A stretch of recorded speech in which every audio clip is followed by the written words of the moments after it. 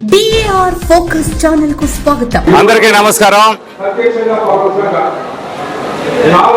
మహానాడు 2026 అంతర్జాతీయ పరిస్థితుల దృష్ట్యా మన దేశ ఆర్థికంగా బలపడడం కోసం పెట్రోల్ డీజిల్ రేట్లు విపరీతంగా పెరుగుతున్న సందర్భంగా, మన రూపాయి విలువ పడిపోతున్న సందర్భంగా వర్చువల్ గా హైబ్రిడ్ మోడ్లో ఈ సంవత్సరం మహానాడు కార్యక్రమాన్ని వర్చువల్ గా చేసుకోవాలని చెప్పని మన ప్రియతమ నాయకులు, మన జాతీయ పార్టీ అధ్యక్షులు నారా చంద్రబాబు నాయుడు గారు పిలుపునిచ్చారు.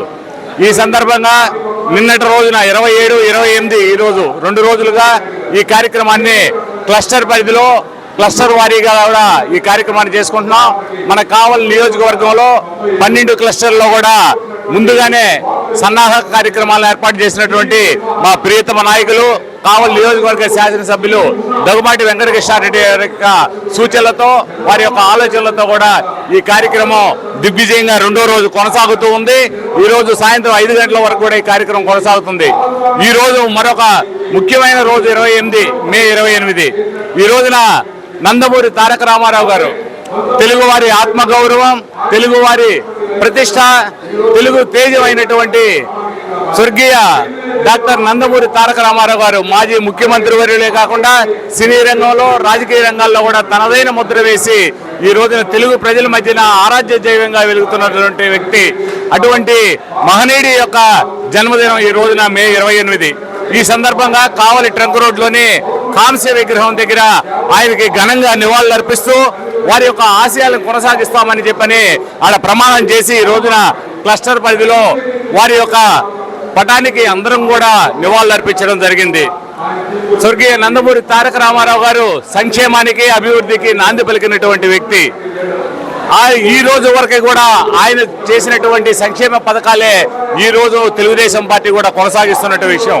ఆ రోజున పేదల సంక్షేమం కోసం జనతా వస్త్రాలు తీసుకొచ్చిన, ప్రతి ఒక్కరికి 2 రూపాయల కిలో బియ్యం తీసుకొచ్చిన, ఆడబిడ్డలకి ఆస్తిలో సమాన హక్కు కల్పించిన, పటేల్ పటారీ వ్యవస్థని రద్దు చేసిన మాండలిక వ్యవస్థలు తీసుకొచ్చిన, ఈ రోజున ఎన్నో అభివృద్ధి సంక్షేమ కార్యక్రమాలు, పక్కా ఇల్లు, గృహ నిర్మాణాలు, ఇటువంటి కార్యక్రమాలు ఎన్నో తీసుకొని తెలుగు వారి మధ్యలో ఆరాధ్య దైవంగా మారినటువంటి మా యొక్క యువతేజం ఈ రోజున వారి యొక్క వారసుడుగా ఈ రోజున నారా లోకేష్ బాబు గారు వర్కింగ్ ప్రెసిడెంట్గా ఎన్నికై ఈ రోజున ఈ మహానాడు కార్యక్రమంలోనే ఒక ఆకర్షణగా నిలిచినటువంటి విషయం కూడా మనం అందరం గుర్తుపెట్టుకోవాలి.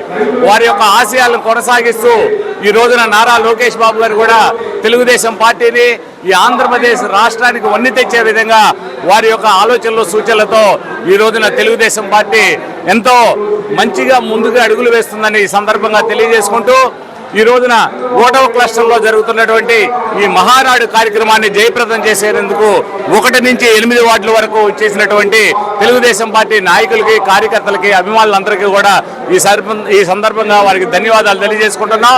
ఈ రోజున ఈ 8 వార్డుల్లోని సీనియర్ నాయకులుగా ఉన్నటువంటి మా నాయకులందరికీ కూడా ఈ రోజున సభావేదికగా వారందరికీ సన్మానం చేసుకోవడం కూడా ఆనవాయితీగా ప్రతి సంవత్సరం చేసే విధంగా ఈ సంవత్సరం కూడా ప్రత్యేకంగా 8 మందిని గుర్తించి వారి యొక్క సేవలను తెలుగుదేశం పార్టీ ఎప్పటికీ మర్చిపోద్దని, వారికి అండగా తెలుగుదేశం పార్టీ ఉంటుందని తెలియజేసుకుంటూ ఈ రోజున 8 మందికి సన్మాన కార్యక్రమం కూడా ఇక్కడ ఏర్పాటు చేసుకున్నాం.